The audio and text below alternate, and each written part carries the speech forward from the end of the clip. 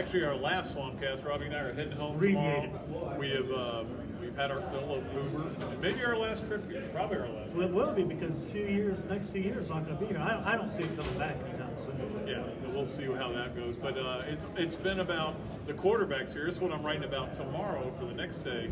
I think we had all 4 quarterbacks today. Yeah.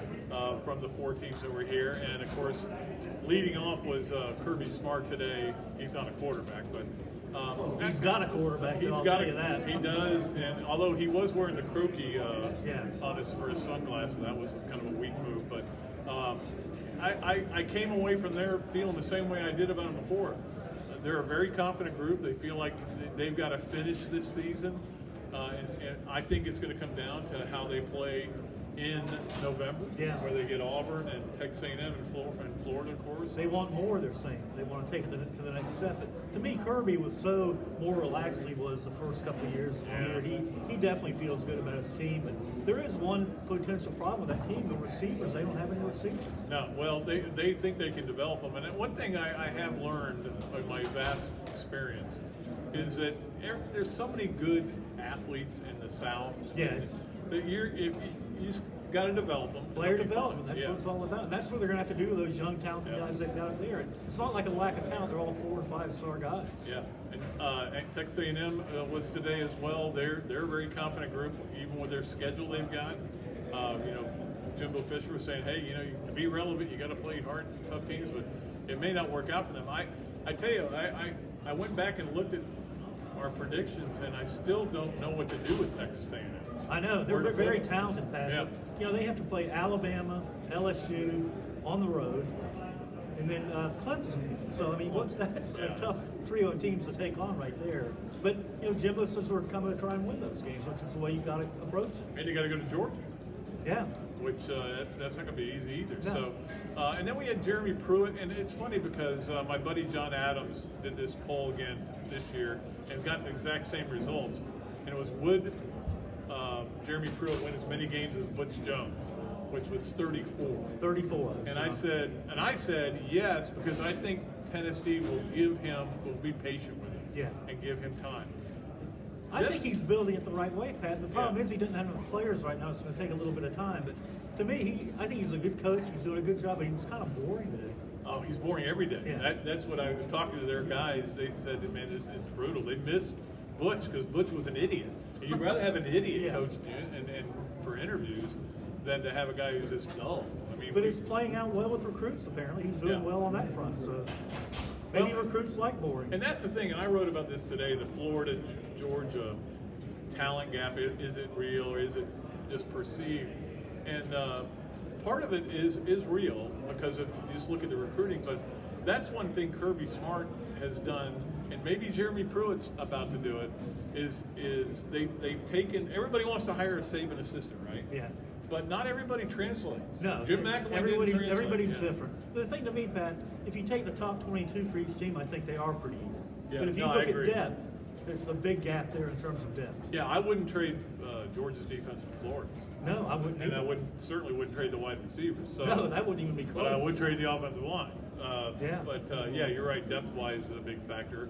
And then who else do we have today? Jimbo. Jimbo, I mentioned Jimbo. Ole Miss. They're relevant again because they are eligible for a bowl game, but they're not going to be good enough to get there. But literally, I think Ole Miss wants to go 6-6.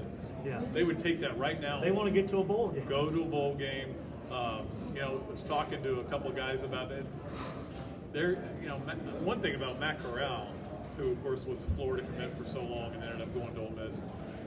I was on the elevator and I was surprised how small he is. He's not real. He's like a 6'1" guy, maybe. Well, then I'm 6'2". But he's got spunk, Pat. Spunky. Spunk.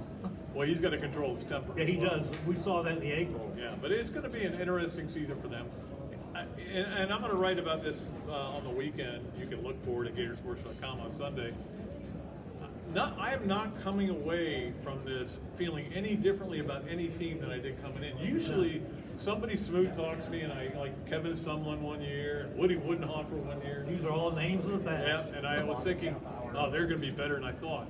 I've not felt that, and I think these guys have gotten so antiseptic because it's become such a made-for-TV event. They watch what they say. They all say the same thing basically. But I'll tell you, a team I think will surprise this year is Vanderbilt.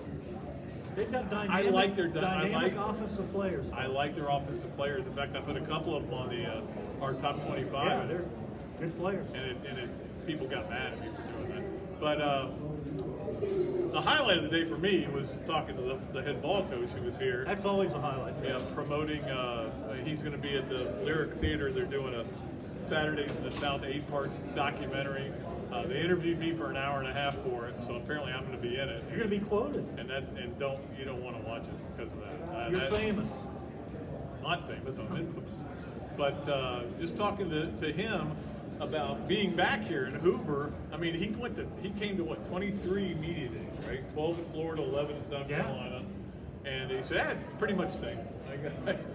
But we even talked about how he used to try to say things to make things different here, to kind of stir it up a little. I did. And that was good. That's what we need. Everybody needs it. I know everybody. Like I literally got Steve McLean. I appreciate it. Can I grab him real quick? And I grab him. Next thing I know, I turn around. There's like 9 mini cams on them. It doesn't take long. They're drawn. Oh, we got the ball coach. We got a guy who's going to say something. This is going to be great. So that was easily the highlight of the day. And then we'll come back with some more stories tomorrow. Just because we're leaving tomorrow doesn't mean we're not going to have stories. We'll have some stuff in Granville as well. And no Chris Doring today. He's not going to. He was the star of the show. He was. Everybody loved him and didn't like us. Look, are you surprised by that? No. Your wife liked him a lot. Oh yeah, I know. Too much. Yeah. Stop that. All right, that's going to do it for our Swampcast.